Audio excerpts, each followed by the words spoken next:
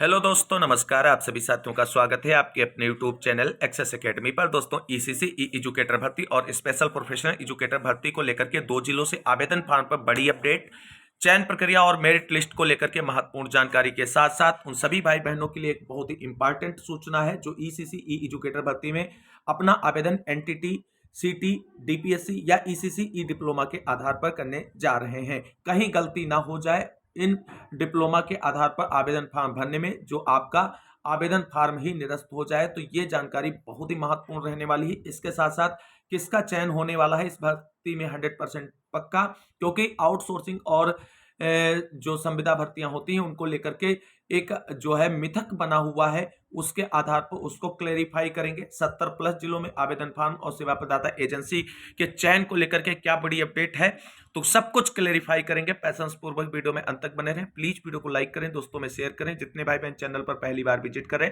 और अभी तक चैनल से नहीं जुड़े हैं तो ईसीसी ई एजुकेटर भर्ती और स्पेशल प्रोफेशनल एजुकेटर भर्तियों के साथ साथ उत्तर प्रदेश में आने वाली अन्य नई भर्तियों की सही सटीक और लेटेस्ट अपडेट पाने के लिए चैनल से जरूर जुड़ें। तो आइए दोस्तों, शुरू करते हैं आज का यह वीडियो और देख लेते हैं ईसीसी ई एजुकेटर भर्ती और स्पेशल प्रोफेशनल एजुकेटर भर्ती से जुड़ी हुई महत्वपूर्ण अपडेट। दोस्तों, जैसा कि आप सभी लोग जानते हैं, उत्तर प्रदेश में 10,684 पदों पर ईसीसी ई एजुकेटर और 5,083 पदों पर स्पेशल प्रोफेशनल एजुकेटरों की नियुक्ति की जानी है और ये सारी नियुक्तियां आउटसोर्सिंग के माध्यम से संविदा पर होंगी। जब कोई भी भर्ती किसी भी विभाग के द्वारा आउटसोर्सिंग के माध्यम से संविदा पर की जाती है तो सबसे पहले इसमें विभाग की तरफ से रिक्त पदों की संख्या जारी की जाती है ऑफिशियल विज्ञप्ति निकालकर, जैसा कि उत्तर प्रदेश बेसिक शिक्षा विभाग की तरफ से जारी किया जा चुका है कि ईसीसी ई एजुकेटर के 10,684 पद और स्पेशल प्रोफेशनल एजुकेटरों के 5,083 पद पर नियुक्ति प्रक्रिया पूरी करनी है। जब यह विज्ञप्ति जारी हो जाती है तो आउटसोर्सिंग संविदा को कंप्लीट कराने के लिए अगला चरण होता है जिला चयन समिति और जिला बेसिक शिक्षा अधिकारियों के द्वारा जिले स्तर पर चयन समिति का गठन।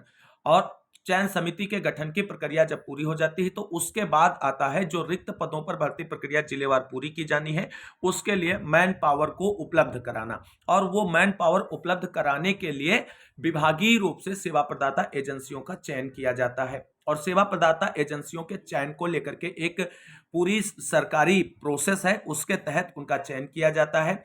तो आप सभी लोग जानते हैं कि अभी तक इन भर्तियों को संपादित कराने को लेकर के सेवा प्रदाता एजेंसी चयन की ऑफिशियल विज्ञप्तियां 3 जिलों से निकलकर सामने आ चुकी हैं, जिसमें से 2 जिलों से अब आवेदन फॉर्म को लेकर के अच्छी खबर निकलकर सामने आ रही है। उन जिलों के नाम है पीलीभीत और देवरिया।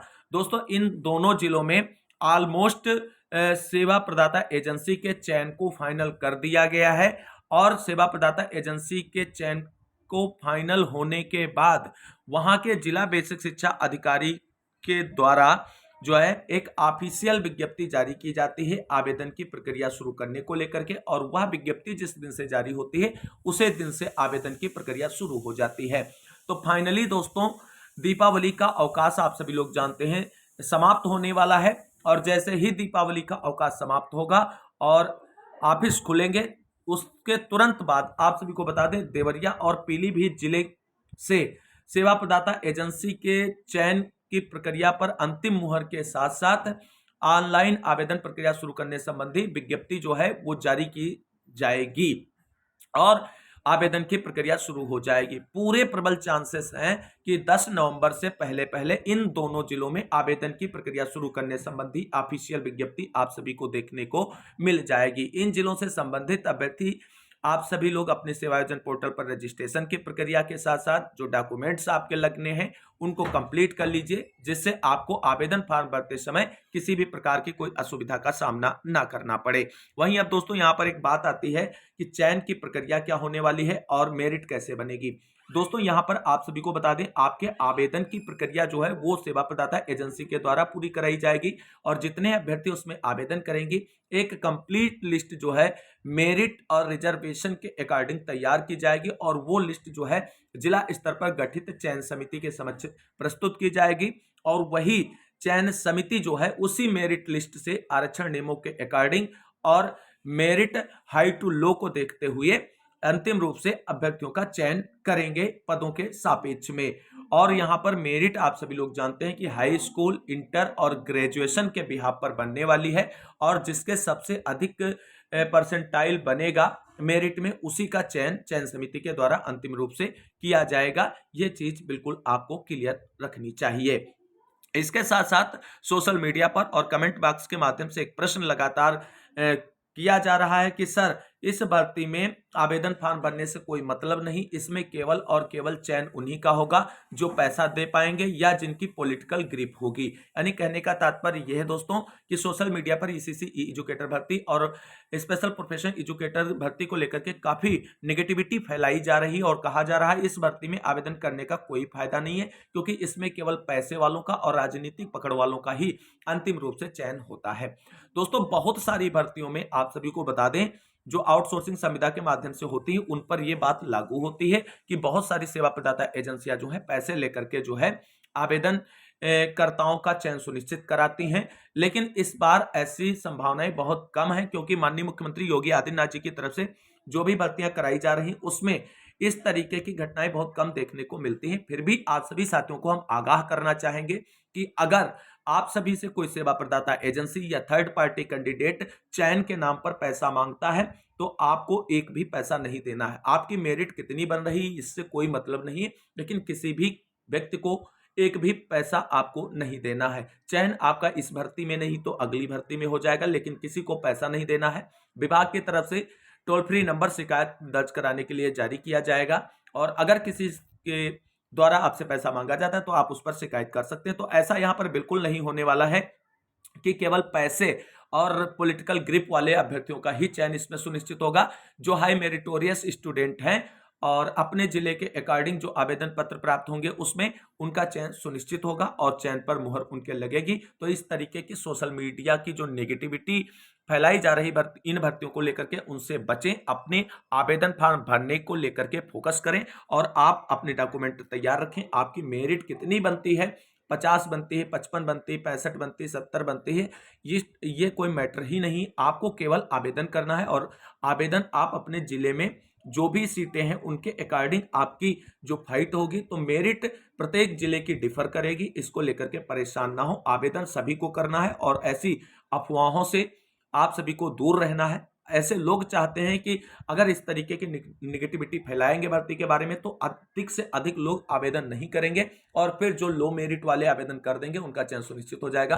तो ऐसी नकारात्मक खबरों से आप सभी को बचना है। बाकी सही जानकारी हम आपको हमेशा देते रहेंगे।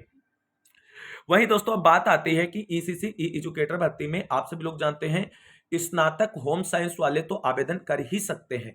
इसके साथ साथ आपके पास अगर एनटीटी 2 वर्ष का है, डिप्लोमा या सीटी, डीपीएससी या ईसीसीई डिप्लोमा 2 वर्ष का आपने कर रखा है। एक बात ध्यान रखना, 2 वर्ष का डिप्लोमा ही इसमें मान्य ही स्पष्ट मेंशन कर दिया गया है ऑफिशियल विज्ञप्ति में, तो आप इसके लिए आवेदन कर सकते हैं।